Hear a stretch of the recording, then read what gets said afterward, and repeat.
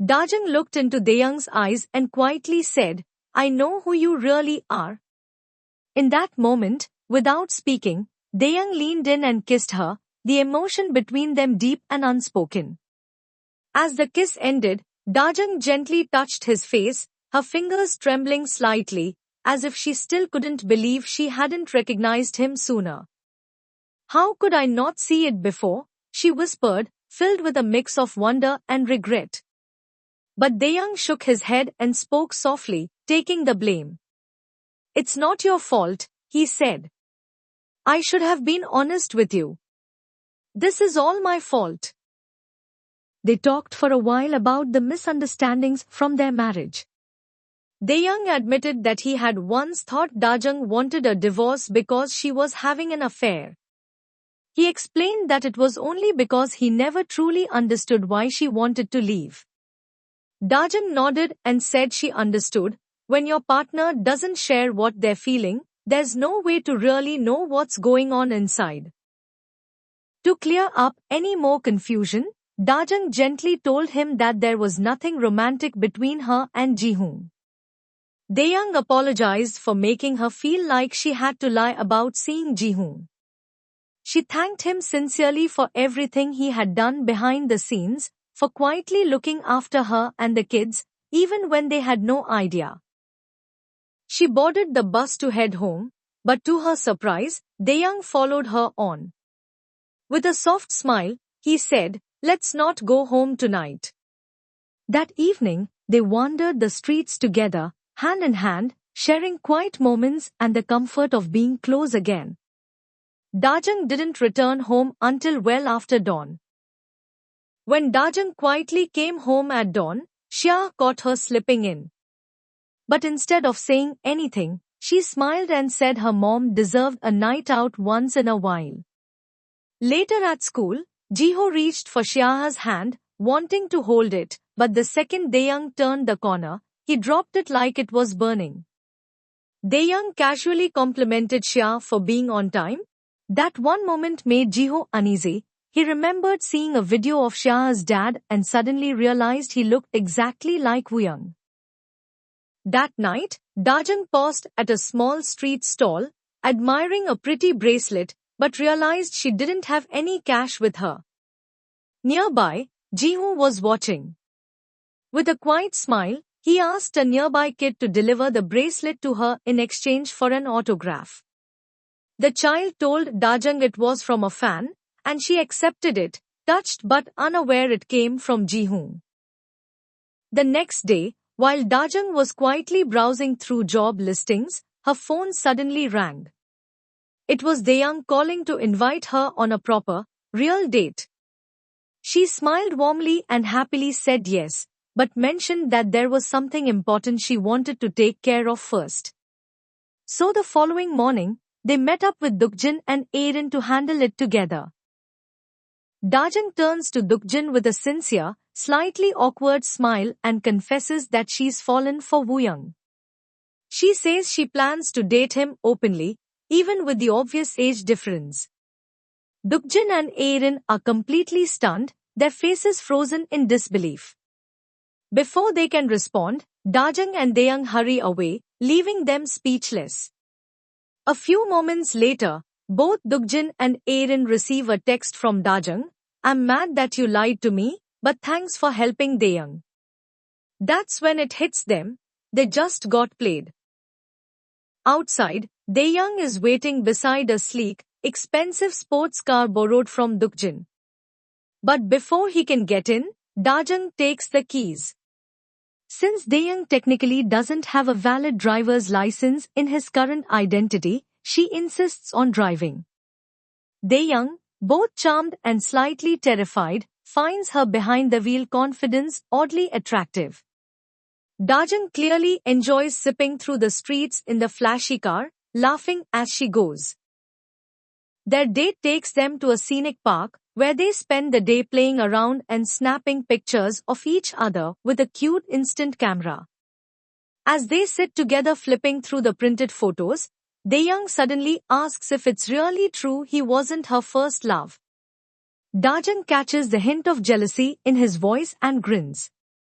Teasing him, she pretends she's about to reveal who it was, but then giggles and runs off, leaving him chasing after her with a smile. After dark, they head to a drive-in movie.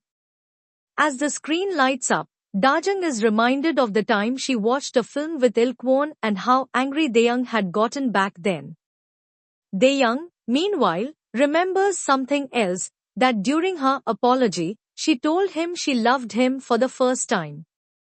The memory makes Dajang blush, looking down shyly at her hands.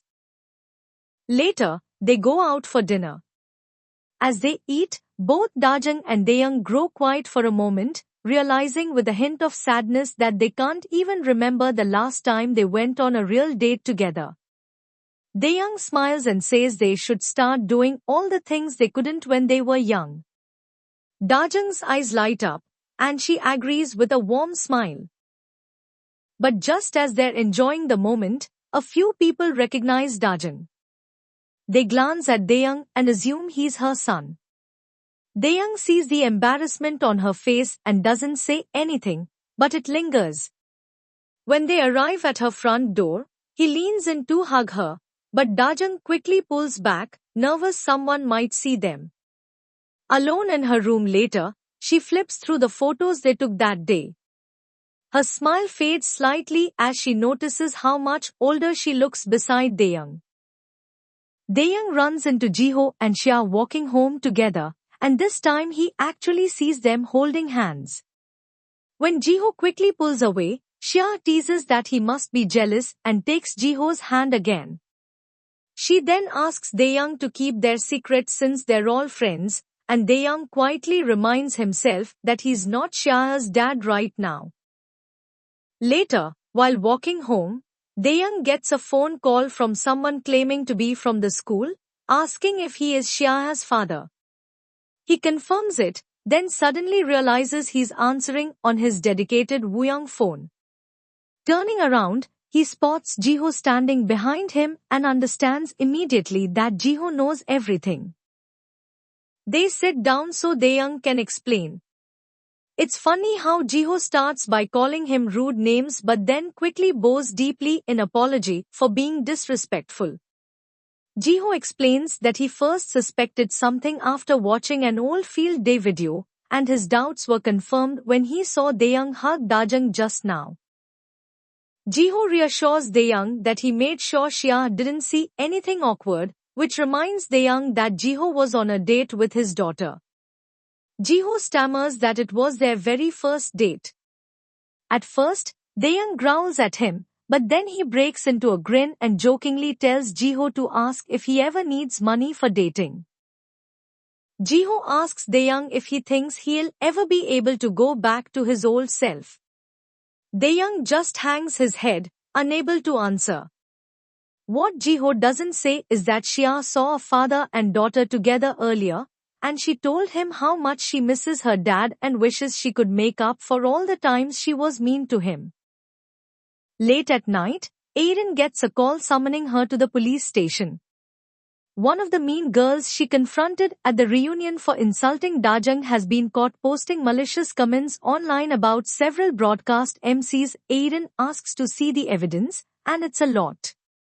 Among the posts, she finds the one targeting Dajang's high school pregnancy, made just after Dajang's first interview with Jihoon. Angrily, Erin confronts her old friend, who admits she's hated Dajang ever since Dajang stole her friendship. Erin points out that Dajang was the one who defended her from bullies when this friend ignored her cries for help. Frustrated and hurt, Erin storms out of the station, refusing to defend her former friend any longer. Meanwhile, the Sarim High School basketball team wins the semi-finals. After the game, the coach tells Shivu and Daeyoung that if they win the finals, Hankook University wants to scout them. As Daeyoung is leaving, Shivu calls him. Daeyoung's phone lights up, and Shivu asks if he can come to the finals. When Daeyoung has to tell him he might not make it, he hears the excitement drain from Shivu's voice. Daeyoung returns to Shivu, who opens up about why he became interested in basketball. He says it was because he wanted to chase the dream his father had to give up when Shivu was born. Shivu admits he pretended not to care about basketball, worried that if he was bad, he wouldn't want to disappoint his dad. He says how much he wanted his dad to see him play in the finals, but now that his dad can't come, the sadness on Shivu's face nearly breaks Dayang's heart. Just then, Jasag walks over and tells them that his own dad can't make it to the game either. He then invites Dayang and Shivu to join him and his friends at the PC cafe. Shivu looks surprised to receive such a sincere invitation from his former bully, but he agrees to go, while Dayang says he has something he needs to take care of. At the baseball stadium, Dajang is there helping out as a favor to the sports anchor. As she's leaving, she watches a video replay of the game. Ji-hoon clearly looks distracted and off his game, so much so that the announcers wonder if he might be slipping into a slump. Dajang runs into Ji-hoon nearby, and he invites her to grab coffee together. Ji-hoon erupts with anger when Dajang tells him she was fired, shouting into the night that people in broadcasting are dumb. Then, when Dajang asks why he's struggling on the pitcher's mound, he sighs deeply and admits he feels like he's failing Seoyeon, his niece. He explains that he tried to help by asking Seoyeon's mother, Myung, to meet with Seoyeon just once, because Seoyeon has been missing her so much. At first, Myung didn't want to, but eventually, she agreed. When she arrived at the restaurant, Seoyeon's face lit up to see her mother, but Myung cruelly told Seoyeon that she didn't consider herself a mother and wanted nothing to do with her. Ji-hoon followed Myung into the hall to ask why she would treat an innocent child that way. Myung snarled back that it was to stop Seoyeon from having false hope. She never wanted Seoyeon and considered her a mistake. Ji-hoon was left comforting Seoyeon as she sobbed, and now he feels terrible for putting her through that pain. Dajang gently suggests that instead of trying to replace Seoyeon's father, which nobody can do, Ji-hoon should simply be the uncle she needs. Ji-hoon brings up Dajang's husband and says he contacted him recently. He explains that on the night of GQ's fatal accident, Seoyeon was in the car with GQ when they were hit by a sleepy driver. Dayang was driving his work vehicle nearby and was caught up in the pileup that followed. Dayang was the only one who went over to GQ's burning car. Both GQ and Seoyeon were still alive, but when Dayang saw the little girl in the backseat, he didn't hesitate, he saved her first. GQ managed to gasp a weak, "Thank you," before Dayang carried Seoyeon to the sidewalk. He then turned back to help GQ, but just then another truck slammed into the car, causing a violent explosion. Dayang collapsed onto the pavement, shocked.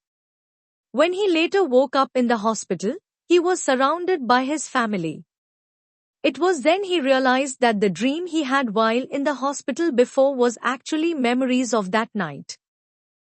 Dayang had shown up at GQ's funeral, but only long enough to make sure Seoyeon was safe.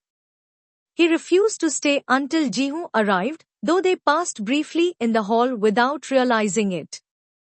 Ji-hoon tells Dajang that Dayang refused a reward for his actions, but lately, he's been wanting to thank Dayang properly and try to give him that reward.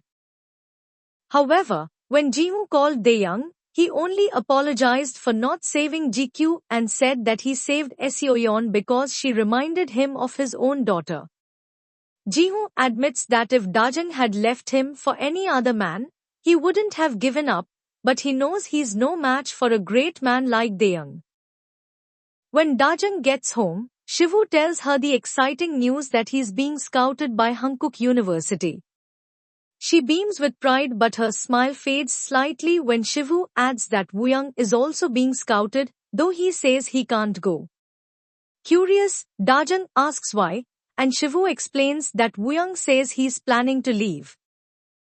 On the TV, a program called Where Were You When is showing a special about the 2002 World Cup. Dajang remembers that night clearly. She had been waiting with the twins at the bus stop for Dayang to finish work, feeling very sorry for herself. That night had been hard for Dayang too. Injured by celebrating customers and feeling judged by his strict boss, he hadn't gotten off at his usual stop.